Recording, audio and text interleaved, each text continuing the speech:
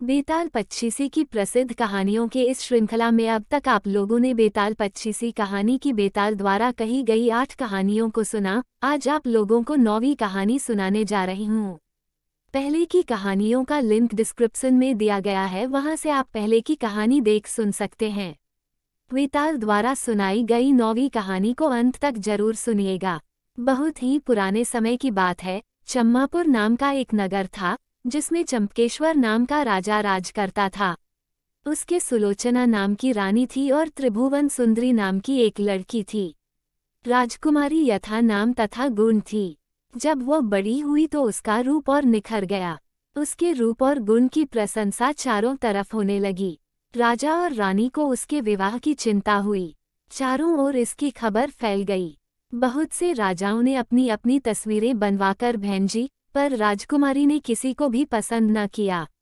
राजा ने कहा, बेटी कहो तो स्वयंवर करूं, लेकिन वह राजी नहीं हुई। आखिर राजा ने तय किया कि वह उसका विवाह उस आदमी के साथ करेगा जो रूप, बल और ज्ञान इन तीनों में बढ़ चढ़कर होगा। एक दिन की बात है, राजा के पास 4 देश के 4 वर आए। एक ने कहा, मैं एक कपड़ा बनाकर 5 लाख में बेचता हूँ, 1 लाख देवता को चढ़ाता हूँ, 1 लाख अपने अंग लगाता हूँ, 1 लाख स्त्री के लिए रखता हूँ और 1 लाख से अपने खाने पीने का खर्च चलाता हूँ। इस विद्या को और कोई नहीं जानता। दूसरा बोला, मैं जल थल के पशुओं की भाषा जानता हूँ।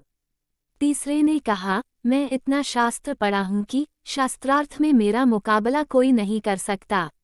चौथे ने कहा, मैं शब्दवेदी तीर चलाना जानता हूँ। चारों की बातें सुनकर राजा सोच में पड़ गया। वे सुंदरता में भी एक से बढ़कर एक थे। उसने राजकुमारी को बुलाकर उनके गुण और रूप का वर्णन किया, पर वह चुप रही। इतना कहकर बेताल बोला, राजन तुम बताओ कि राजकुमारी किसको मिलनी चाहिए। राजा बोला, जो कपड़ा बनाकर बेचता है वह शूद्र है। जो पशुओं की भाषा जानता है वह ज्ञानी है।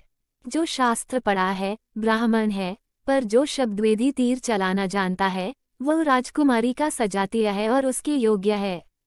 राजकुमारी उसी को मिलनी चाहिए। राजा का ये जवाब सुनते ही बेताल पुनः गायब हो पेड़ पर जा लटका। राजा बेचारा वापस लौटा और उसे लेकर चला तो उसने 10वीं कहानी सुनानी प्रारंभ कर दी। मित्रों, अब 10वीं कहानी अगले भाग में, अगली कहानी में फिर मिलेंगे। अगर कहानी पसंद आए तो चैनल को सब्सक्राइब जरूर कर दीजिएगा। तब तक के लिए शुभ विदा।